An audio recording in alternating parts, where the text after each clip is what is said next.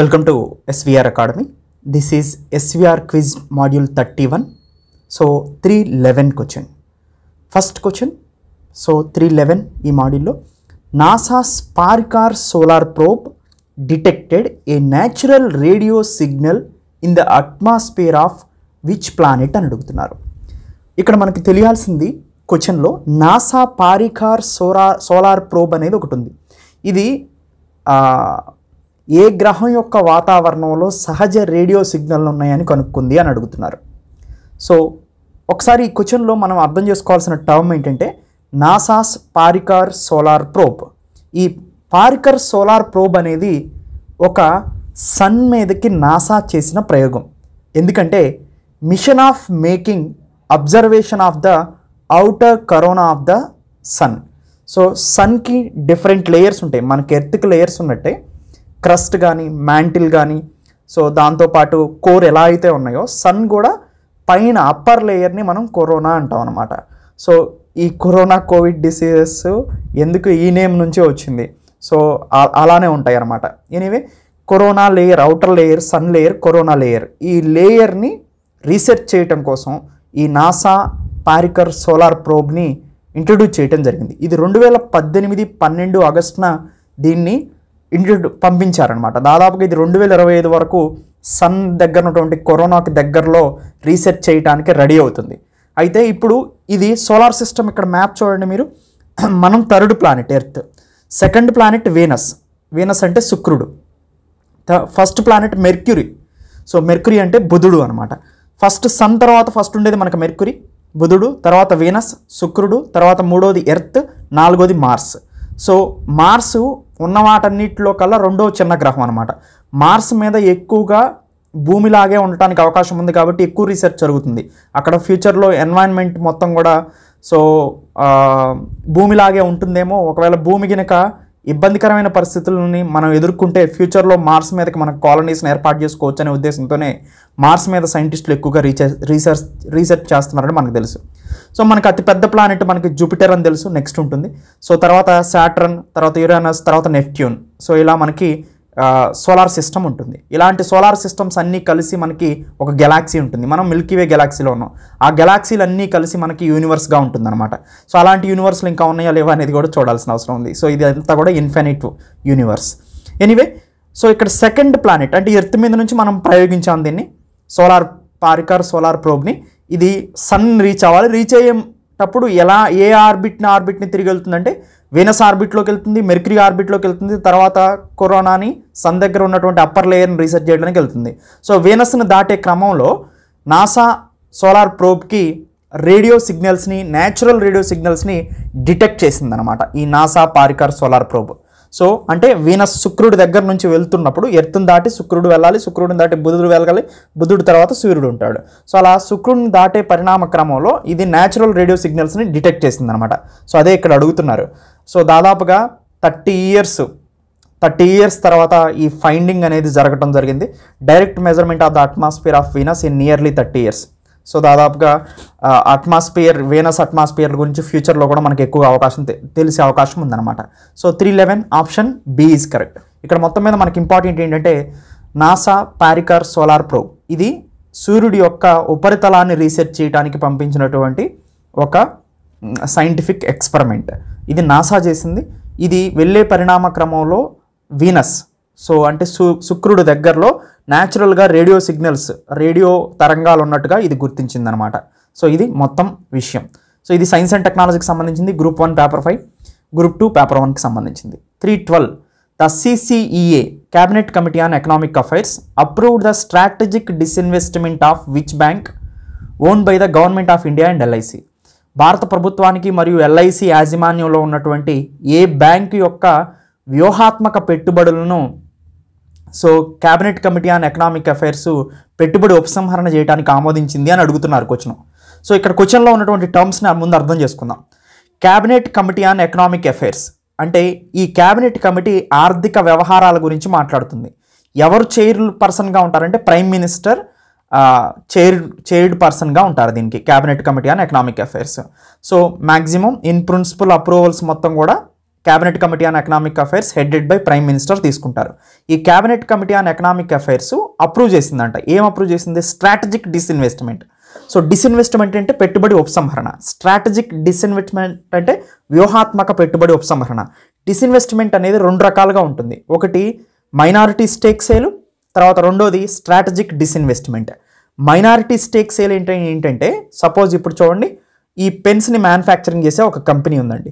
ఈ కంపెనీలో నాకు వాటా 70% ఉందనుకోండి, నేను 70% ఉంది. సపోజ్ ఇక్కడదే ఎగ్జాంపుల్ తీసుకుందాం, అక్కడ దాకా ఎందుకు వెళ్ళాలి? ఐడిబిఐ బ్యాంక్ ఉంది. ఈ ఐడిబిఐ బ్యాంక్ అనేది ఏంటంటే industrial development bank of India. ఈ industrial development bank of India పేరులోనే ఉంది, industrial development bank of India. ఇండస్ట్రీస్ని అభివృద్ధి చేయడానికి ఈ బ్యాంక్ని ఇండియాలో ఏర్పాటు చేశారు. ఎప్పుడు ఏర్పాటు చేశారు ఇది అంటే, సో ఇది 1964లో ఎస్టాబ్లిష్ చేశారు. ఎందుకు ఎస్టాబ్లిష్ చేశారంటే ఇండస్ట్రీస్ని డెవలప్ చేయడానికి ఈ బ్యాంకు స్పెషల్గా లోన్స్ ఇస్తుందన్నమాట. దీన్నే డెవలప్మెంట్ ఫినాన్షియల్ ఇన్స్టిట్యూషన్ అంటారు, డిఎఫ్ఐ అంటారు. రీసెంట్గా ఈ ఇయర్లో కూడా మనకి ఈ ఇయర్ బడ్జెట్లో కూడా డెవలప్మెంట్ ఫినాన్షియల్ ఇన్స్టిట్యూషన్ని ప్రపోజ్ చేయడం జరిగిందనమాట. ఇలాంటి డెవలప్మెంట్ ఫినాన్షియల్ ఇన్స్టిట్యూషనే ఐసిఐసిఐ కానీ ఐడిబిఐ కానీ. తర్వాత 1991 తర్వాత ఎల్పిజి రీఫార్మ్స్లో భాగంగా ఇవి కూడా నార్మల్ బ్యాంక్ లాగా మారిపోయినాయి.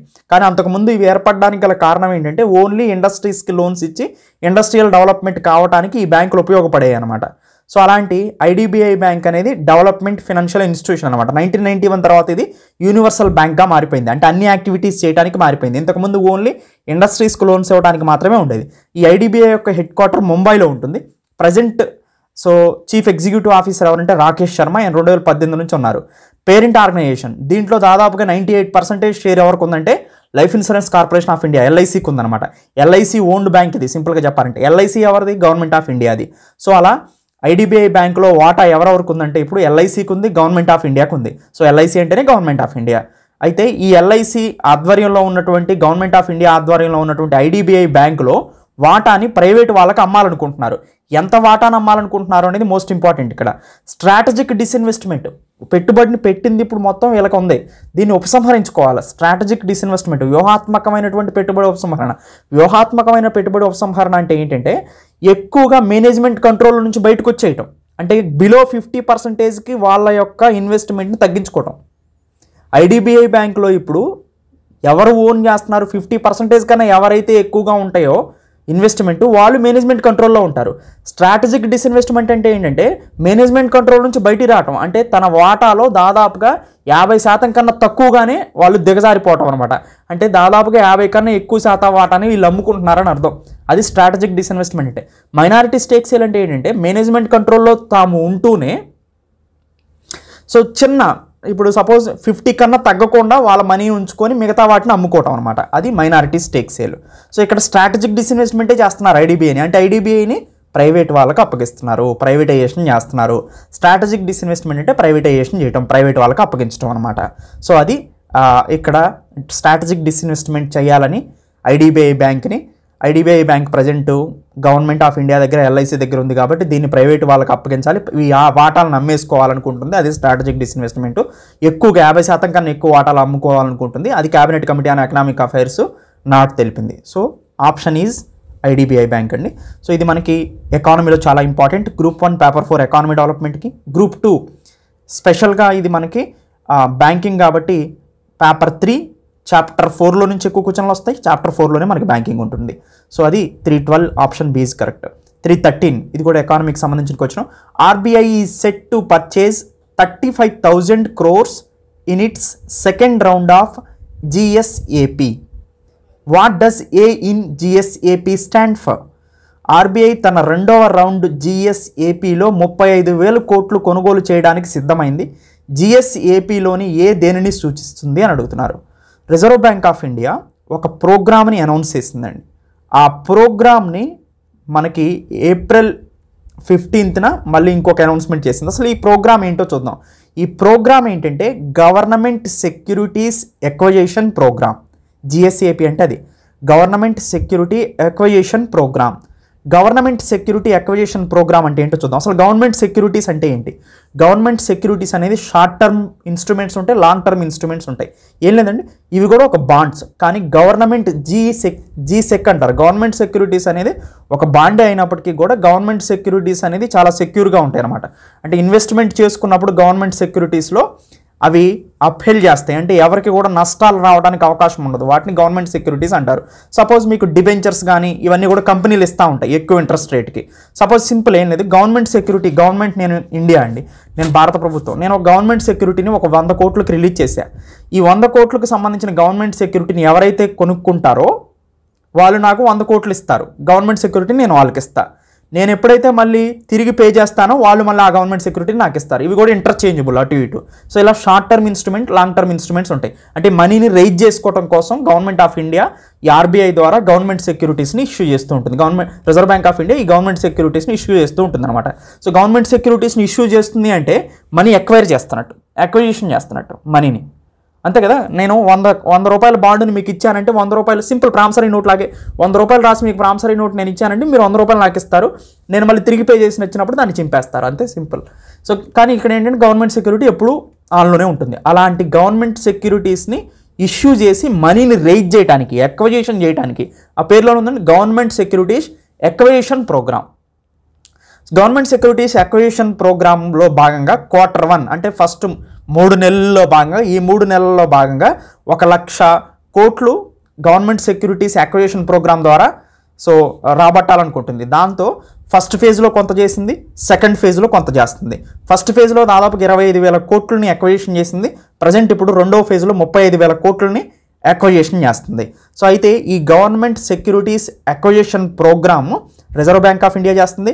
సెకండ్ COVID-19కి సంబంధించినటువంటి ట్యాకిల్ చేయడానికి COVID-19కి ఎక్కువ మనీ అవసరం అవుతుంది. ఆ ఎక్కువ మనీ గవర్నమెంట్కి ఇవ్వాలి అంటే రిజర్వ్ బ్యాంక్ ఆఫ్ ఇండియా దగ్గర నుంచి బారో చేస్తూ ఉంటుంది గవర్నమెంట్. అలా బారో చేసేటప్పుడు గవర్నమెంట్కి మనీ ఇవ్వాలి కాబట్టి సో ఇలా గవర్నమెంట్ సెక్యూరిటీస్ని ఇష్యూ చేయటం వలన so reserve bank of India మనీని అక్విజిషన్ చేస్తుంది. ఆ మనీని గవర్నమెంట్ ఆఫ్ ఇండియాకి ఇస్తుంది. అవి COVID-19 ట్రీట్మెంట్కి ట్యాకిల్ చేయడానికి ఇండియాలో గవర్నమెంట్ ఆఫ్ ఇండియా ఉపయోగిస్తుంది అనమాట. సో దాదాపుగా ఫస్ట్ April 2021 25,000 కోట్లని అక్విజిషన్ చేసింది. ప్రజెంట్ ఇప్పుడు 35,000 కోట్లను అక్విజిషన్ చేయడానికి రెడీ అయిందనమాట. సో ఇదే Reserve bank of India government securities acquisition programme.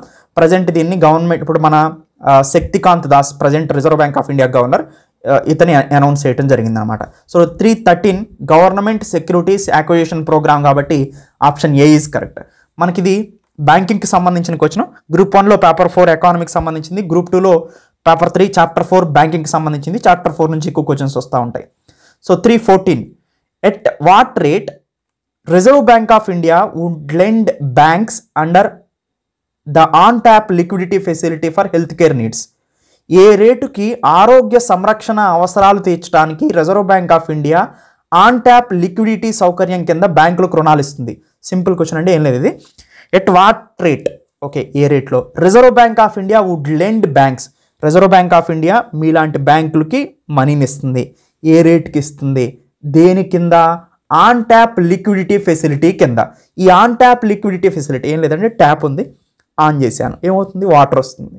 అలానే సిస్టంలో లిక్విడిటీని పెంచడం కోసం, అంటే అందరికీ అందుబాటులో క్యాష్ ఉండేలాగా చేయటం కోసం, ఈజీ మనీ పాలసీస్ చేయటం కోసం ఈ ఆన్ ట్యాప్ లిక్విడిటీ ఫెసిలిటీ కింద బ్యాంకులకి అతి తక్కువ, అంటే రెపో రేటు చాలా తక్కువగా ఉంటుంది, వడ్డీ రేటు.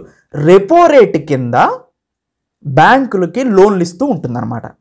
సో అంటే ఇప్పుడేంటి, చాలా తక్కువ రేటుకి కనుక ఇస్తే రెపో రేటు కింద లోన్లు బ్యాంకులు ఎక్కువ తీసుకుంటాయి. బ్యాంకులు ఎక్కువ తీసుకుంటుంది అంటే పీపుల్ దగ్గర ఎక్కువ మనీ లోన్గా బ్యాంకుల దగ్గర నుంచి తీసుకుంటారు. అలా లిక్విడిటీ ప్రాబ్లం పోతుంది. అదే ఆన్ ట్యాప్ లిక్విడిటీ ఫెసిలిటీ అనమాట.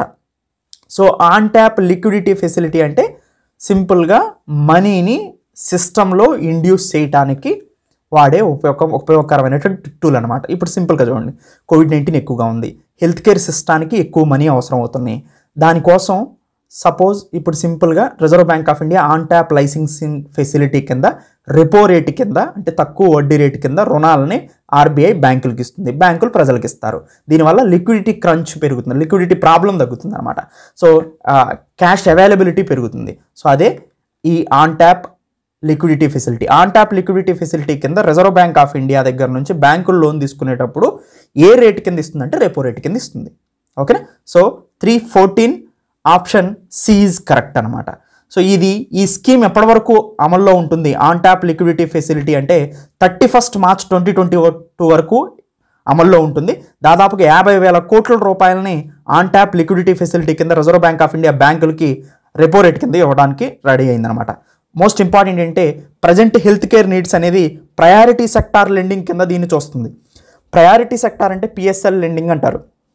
సో మనం ఆల్రెడీ ఆన్లైన్ కోర్సులో చాలా నేర్చుకున్నాం బ్యాంకింగ్లో ప్రయారిటీ సెక్టార్ లెండింగ్ అని. ఇప్పుడు అగ్రికల్చర్ హైయెస్ట్ ప్రయారిటీ సెక్టార్ అంటే లోన్లు ఇస్తుంది బ్యాంకు లోన్లు ఇచ్చేటప్పుడు ప్రయారిటీ చూసుకుంటుంది. సో ఈ ప్రయారిటీ సెక్టార్ లెండింగ్కి ఎంత ఇవ్వాలి అంటే 40% ఇవ్వాలి ప్రతి బ్యాంకు తన దగ్గర 100 రూపీస్ లోన్ ఇస్తూ ఉంటే దాంట్లో 40% ప్రయారిటీ సెక్టార్స్కే ఇవ్వాలి. అంటే అగ్రికల్చర్ కానీ, ఎడ్యుకేషన్ కానీ, హెల్త్ కానీ ఇలాంటివన్నీ కూడా ప్రయారిటీ సెక్టార్స్ అనమాట. సో అన్నిటికన్నా ఎక్కువగా పర్సంటేజ్ దేనికి వెళ్తుంది? ప్రయారిటీ సెక్టార్లో కూడా ఎక్కువ పర్సంటేజ్ అగ్రికల్చర్ వెళ్తుంది. అప్రాక్సిమేట్గా 17 to 18% ఉంటుంది ప్రయారిటీ సెక్టార్ లెండింగ్లో కోటా అనమాట, agriculture quota. So anyway priority sector lending టోటల్గా అంతా 40%, దాంట్లో అగ్రికల్చర్ వెయిటేజ్ అంతా 16 to 18%. సో అలానే ఎడ్యుకేషన్కి ఉంటుంది కొంత, హెల్త్కి ఉంటుంది అలా.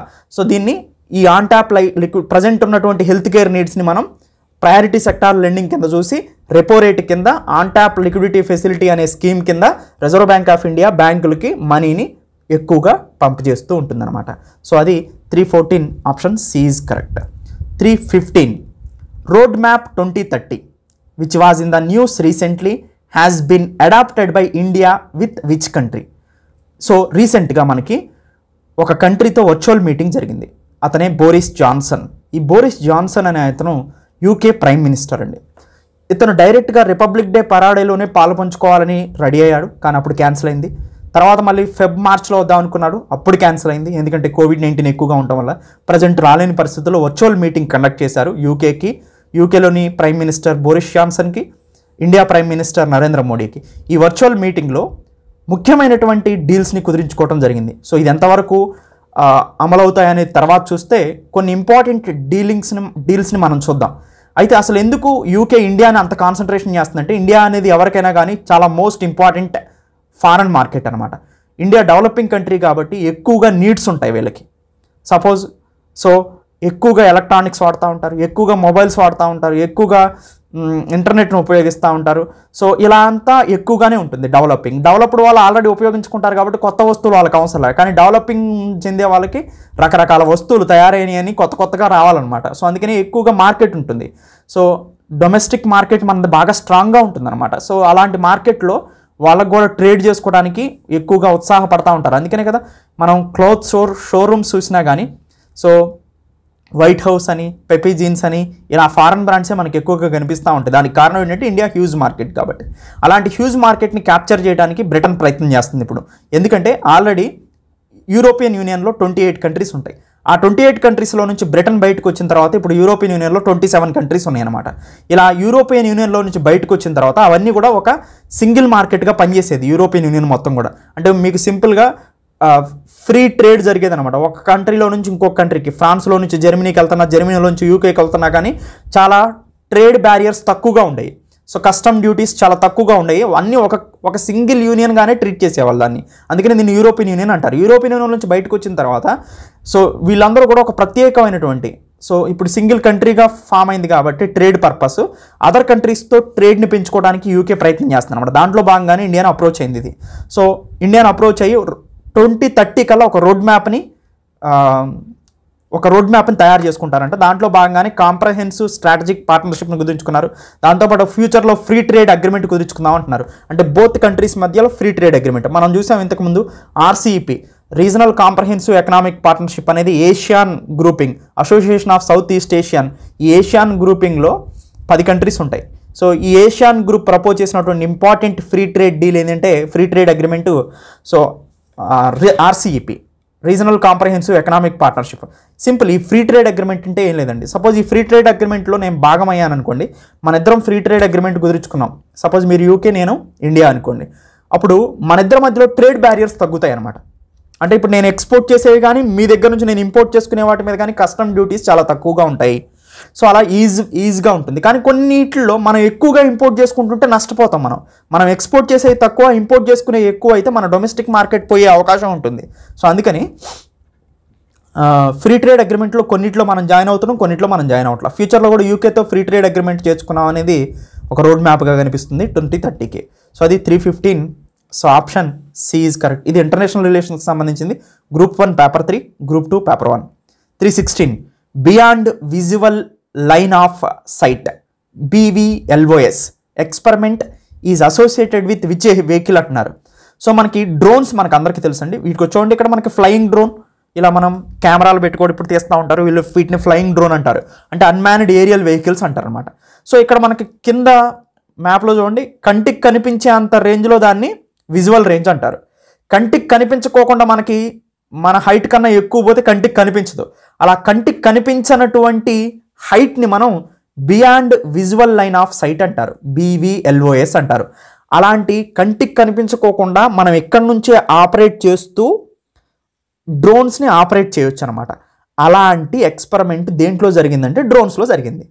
సో అలా beyond visual line of sight flights అనేది, సో డ్రోన్స్లో ఎక్కువ డిస్టెన్స్ డ్రోన్ వెళ్ళినప్పుడు ఈ beyond visual line of sight flight అనేగా దీన్ని పిలుస్తాం అనమాట.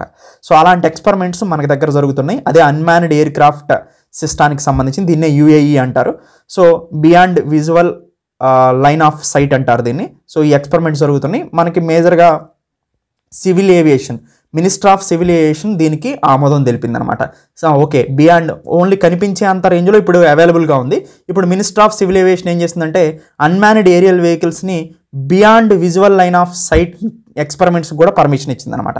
316 ఆప్షన్ సి ఈజ్ కరెక్ట్. ఇది సైన్స్ అండ్ టెక్నాలజీకి సంబంధించింది. Group 1 paper 5, group 2 paper 1. 317 what is the name of the operation launched by the Indian armed force to tackle COVID-19 pandemic. So COVID-19 మహమ్మారిని పరిష్కరించడానికి భారత ఆర్మీ ప్రారంభించిన ఆపరేషన్ పేరు ఏంటంటే operation కోజీత్, COJEET. So lieutenant general doctor Madhuri ఈ కార్యక్రమాన్ని, ఈ ఆపరేషన్ని స్టార్ట్ చేశారు. దీని యొక్క ముఖ్య ఉద్దేశం ఏం లేదు, aid anti COVID-19 efforts. So అంటే COVID-19 వ్యాధికి వ్యతిరేకంగా ఎలాంటి చర్యలు తీసుకోవాలనే దాని మీద వీళ్ళు చర్యలు తీసుకుంటారు. దాన్ని తగ్గించడానికి ముఖ్యంగా మెడికల్ ఇన్ఫ్రాస్ట్రక్చర్ని, ఆక్సిజన్ సప్లైని ఇంక్రీజ్ చేయటం, తర్వాత మెంటల్ వెల్బీయింగ్ని, పీపుల్ యొక్క మెంటల్ కండిషన్ ఇంప్రూవ్ చేయడమే ఈ స్కీమ్, ఈ ఆపరేషన్ యొక్క ముఖ్య ఉద్దేశం. 317 ఆప్షన్ సి ఈజ్ కరెక్ట్. ఎవరు లాంచ్ చేశారంటే lieutenant general doctor Madhuri launch చేశారు దీన్ని. 318 గోపబంధు సంబంధిక స్వాస్థ్య బీమా యోజన. సో ఈ గోపబంధు సంబంధిక స్వాస్థ్య బీమా యోజన అని ఏ రాష్ట్రంలో అమలు చేయబడుతుందంటే ఇది, సో ఇక్కడ పిక్చర్లో చూడండి, నవీన్ పట్నాయక్ మనందరికీ తెలుసు. ఈయన గారు ఒడిశా చీఫ్ మినిస్టరు. సో ఒడిశాలో ఈ స్కీమ్ని లాంచ్ చేశారు. ఈ స్కీమ్ ఏంటంటే హెల్త్ ఇన్సూరెన్స్, అంటే సింపుల్గా ఆరోగ్య బీమా పథకం. ఈ ఆరోగ్య బీమా ఎవరికి ప్రత్యేకంగా అంటే జర్నలిస్టులకి. సో ఫ్రంట్ లైన్ వారియర్స్గా జర్నలిస్ట్ని ట్రీట్ చేసి ఒడిశా గవర్నమెంట్ గోపబంధు సంబంధిక స్వాస్థ్య బీమా యోజనను లాంచ్ చేసింది. దీని ప్రకారం సో ఫ్రంట్ లైన్ కోవిడ్ వారియర్స్గా వీళ్ళని ట్రీట్ చేస్తారు జర్నలిస్టులకి. జర్నలిస్టు దాదాపుగా 7,000 మంది జర్నలిస్టులు ఒడిశాలో ఈ స్కీమ్ కింద కవర్ అవుతారు. కవర్ అయిన వాళ్ళందరికీ కూడా ప్రమాద బీమా కింద 2 లక్షల రూపాయలు ఇవ్వడం జరుగుతుంది. వ్యాక్సినేషన్ ప్రోగ్రాంలో కూడా వీళ్ళకి ప్రయారిటీ ఇవ్వడం జరుగుతుంది అనమాట. 318 option B is correct. 319 which Indian state government is to launch a cleanliness drive named CLAP. So CLAP అనే ఒక క్లీన్ డ్రైవ్ని, అంటే క్లీన్గా పర్యావరణాన్ని ఉంచుకోవడానికి కావాల్సినటువంటి క్లాప్ పేరుతో ఒక క్లీన్లీనెస్ డ్రైవ్ని ఏ భారత రాష్ట్ర ప్రభుత్వం ఆమోదించింది అంటున్నారు, ప్రారంభించబోతుంది అని అంటున్నారు. సో ఆన్సర్ ఆంధ్రప్రదేశ్ అండి. సో క్లీన్లీనెస్ డ్రైవ్ క్లాప్ అనే పేరుతో దీన్ని ఇంట్రడ్యూస్ చేస్తున్నారు. సో క్లీన్ ఆంధ్రప్రదేశ్, దాన్ని CLAP అంటారు. దీన్ని మనం జగనన్న స్వచ్ఛ సంకల్ప్ ప్రోగ్రామ్ కింద దీన్ని లాంచ్ చేయడం జరుగుతుంది. సో ఈ స్కీమ్ యొక్క ముఖ్య ఉద్దేశం ఏంటంటే 100 days, అంటే కీప్ ద స్టేట్ క్లీన్, చాలా పారిశుద్ధ్యంగా పరిశుభ్రంగా రాష్ట్రాన్ని ఉంచడమే దీని యొక్క ముఖ్య ఉద్దేశం. ఇది 100 రోజుల ప్రణాళిక అన్నమాట. ఇది మే 1 నుంచి స్టార్ట్ అవ్వబోతుంది. సో ఈ స్కీమ్ అనేది వీళ్ళ యొక్క ముఖ్య ఉద్దేశం సాలిడ్ వేస్ట్ మేనేజ్మెంట్, వ్యర్థ పదార్థాల నిర్వహణ, సీవేజ్ వాటర్ ట్రీట్మెంట్, మురుగునీరుని శుభ్రపరచడం, పరిసరాలని పరిశుభ్రంగా ఉంచుకోవటమే దీని యొక్క ముఖ్య ఉద్దేశం. దీంట్లో భాగంగా 3825 చెత్తని వెత్తేటువంటి వెహికల్స్ని, తర్వాత ఎక్కువగా ఆటోస్ని, 6000 డస్ట్బిన్లని ఈ 100 డేస్లో ఇన్స్టాల్ చేస్తారంట. సింపుల్గా దీని పేరు Jagananna Swachha Sankalpa program. Clean Andhra Pradesh is the motto of CLAP scheme అనమాట. సో ఇది 319 ఆప్షన్ బి ఈజ్ కరెక్ట్. మనకి గ్రూప్ 1 పేపర్ 4లో ఎకానమీకి సంబంధించింది, గ్రూప్ 2 పేపర్ 3లో చాప్టర్ 6 ఆంధ్రప్రదేశ్ స్కీమ్స్కి సంబంధించిన question. 319 option B is correct. So 320 repeat అయింది, అందుకని దాన్ని ఎక్స్ప్లెయిన్ చేయట్లేదు. Thank you. Welcome to SVR academy. SVR academy online కోర్సెస్ని పర్చేజ్ చేయటం ఎలా అనేది ఈ మాడ్యూల్లో చూస్తాం. ఎస్విఆర్ అకాడమీ నుంచి గ్రూప్ 1, గ్రూప్ 2, దాంతోపాటుగా సింగిల్ మాడ్యూల్స్ అయిన ఏపీ హిస్టరీ, ఎకానమీ, ఇండియన్ పాలిటీని మీకు అందించడం జరుగుతుంది. వాటిని ఎలా పర్చేజ్ చేసుకోవచ్చు, ఏ కోర్స్నైనా అనేది ఒకసారి ఇక్కడ చూద్దాం. ఫస్ట్ క్రోమ్ను ఓపెన్ చేస్తారు. ఓపెన్ చేసిన తర్వాత www.svracademy.in వెళ్తారు. వెబ్సైట్ ఓపెన్ అవుతుంది. ఈ వెబ్సైట్ ఓపెన్ అయిన తర్వాత కిందకి స్క్రోల్ చేస్తారు. కిందకి స్క్రోల్ చేసిన తర్వాత ప్రతి కోర్సు దాన్ని కింద బై నౌ అనే బటన్ కనిపిస్తూ ఉంటుంది మనకి. సపోజ్ నేను గ్రూప్ 2 పర్చేజ్ చేయాలని అనుకుంటున్నాను అనుకోండి. ఫస్ట్ నేను గ్రూప్ 2 కోర్సుని సెలెక్ట్ చేసుకుంటాను. సపోజ్ ఇక్కడ గ్రూప్ 2 వచ్చింది. ఇక్కడ నీకు బై నౌ అనే ఆప్షన్ ఉంది. బై నౌని క్లిక్ చేస్తాను. బై నౌని క్లిక్ చేసిన తర్వాత ఒక రిజిస్ట్రేషన్ ఫామ్ ఓపెన్ అయింది. ఆ రిజిస్ట్రేషన్ ఫామ్లో నా డీటెయిల్స్ని ఎంటర్ చేస్తాను అనమాట. నేను ఓకే, నా నేమ్ ఎంటర్ చేశాను. నా నేమ్ ఎంటర్ చేసిన తర్వాత ఇమీడియట్గా ఈమెయిల్ ఎంటర్ చేయమని అడుగుతుంది. ఈమెయిల్ ఎంటర్ చేయండి మీరు. ఓకే, ఈమెయిల్ ఎంటర్ చేశారు. ఈమెయిల్ ఎంటర్ చేసిన తర్వాత మొబైల్ నెంబర్ ఎంటర్ చేయమని అడుగుతుంది. మీరు మొబైల్ నెంబర్ ఎంటర్ చేస్తారు. తర్వాత పాస్వర్డ్ అడుగుతుంది. మీరు ఏదో ఒక పాస్వర్డ్ సెట్ చేసుకోండి గుర్తుండేలాగా మీకు. ఆ పాస్వర్డ్ సెట్ చేసుకున్న తర్వాత మీకు ఏ కోర్స్ కావాలని అడుగుతుంది. ఆ కోర్సుని సెలెక్ట్ చేసుకోండి. ఇప్పుడు నాకు గ్రూప్ 2 కదా పర్చేజ్ చేయాలనుకుంటుంది. గ్రూప్ 2కి సెలెక్ట్ చేశాను.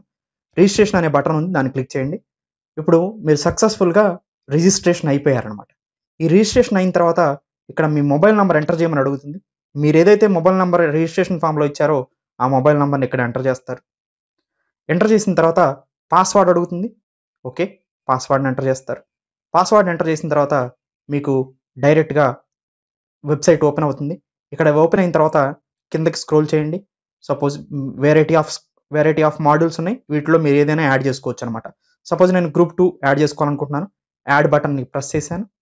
సో గ్రూప్ 2 యాడ్ అయింది నాకు. దానికి సంబంధించిన ఫీజుని పే చేయమని ఒక స్లైడ్ ఓపెన్ అయింది. ఈ ఫీజు పే చేయమన్న దాంట్లో నేను ఫస్ట్ కాలమైన Bhim pay, Google pay, Paytm, PhonePe ఎలా అయినా పే చేసుకోవచ్చు. Credit card, debit card, net banking, EMI, wallets, so ఇవన్నీ కూడా మనం యూజ్ చేసుకోవచ్చు అనమాట. వీటన్నిటిని ఉపయోగించుకొని నేను పేమెంట్ చేసేస్తాను. పేమెంట్ చేసేసిన తర్వాత పేమెంట్ సక్సెస్ఫుల్ అని వస్తుంది. సక్సెస్ఫుల్ అని వచ్చిన తర్వాత సింపుల్గా మీరు svracademy.in వెళ్తారు. వెళ్ళిన తర్వాత సింపుల్ మీకు ఇప్పుడు రిజిస్ట్రేషన్ అయిపోయారు, పేమెంట్ కూడా చేసేసారు.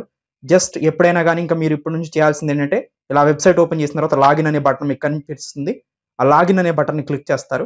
సింపుల్గా మీకు ఇక్కడ మొబైల్ నెంబర్ మీరు ఏదైతే రిజిస్ట్రేషన్ అయ్యారో, సో దేని ద్వారా పేమెంట్ చేశారో ఆ మొబైల్ నెంబర్ని ఎంటర్ చేస్తారు ఇక్కడ. ఓకే, ఆ మొబైల్ నెంబర్ ఎంటర్ చేశారు. ఎంటర్ చేసిన తర్వాత పాస్వర్డ్ అడుగుతుంది. పాస్వర్డ్ని ఎంటర్ చేస్తారు. ఓకే, పాస్వర్డ్ ఎంటర్ చేసిన తర్వాత సింపుల్గా మీకు కోర్స్ ఓపెన్ అయిపోయింది. మీరు ఏదైతే కోర్సుని పర్చేజ్ చేశారో ఆ కోర్స్ కోసం లెఫ్ట్ సైడ్లో 3 డాట్స్ ఉన్నాయి. ఆ 3 డాట్ని కొడితే ఇక్కడ dash board, profile, video, study material, test series అని కనిపిస్తుంది. వీడియో మీద క్లిక్ చేయండి. మీరు యాడ్ చేసుకున్న గ్రూప్ 2 పర్చేజ్ చేసింది ఇక్కడ కనిపిస్తుంది. ఏపీపీఎస్సీ గ్రూప్ 2 మీద క్లిక్ చేయండి. మీకు సంబంధించిన వీడియోస్ మొత్తం ఓపెన్ అవుతాయి కంటిన్యూగా. ఫస్ట్ నుంచి లాస్ట్ వరకు చూస్తూ వెళ్ళిపోవటమే మీరు ఇంకా. సో ఏదైనా డౌట్స్ వస్తే దీంట్లో సింపుల్గా అడ్మినిస్ట్రేషన్ నంబర్ 7801086536 కాల్ చేసి క్లారిఫికేషన్ చేసుకోవచ్చు. జస్ట్ సైన్ అవుట్ అయిపోతారు అంతే. సో మళ్ళీ కావాలనుకుంటే సింపుల్గా సైన్ ఇన్ అవుతారు, సైన్ అవుట్ అవుతారు. ఇదే ప్రాసెస్ ప్రకారం మీరు ఆన్లైన్ కోర్సెస్ని పర్చేజ్ చేసుకోవచ్చు. ఈ పరిణామ క్రమంలో మీకు ఏ డౌట్ వచ్చినా కానీ ఎస్విఆర్ అకాడమీ అడ్మినిస్ట్రేషన్ నంబర్ 7801086536 నంబర్కి కాల్ చేసి మీరు డౌట్స్ని క్లారిఫై చేసుకోవచ్చు. Thank you. Welcome to SVR academy.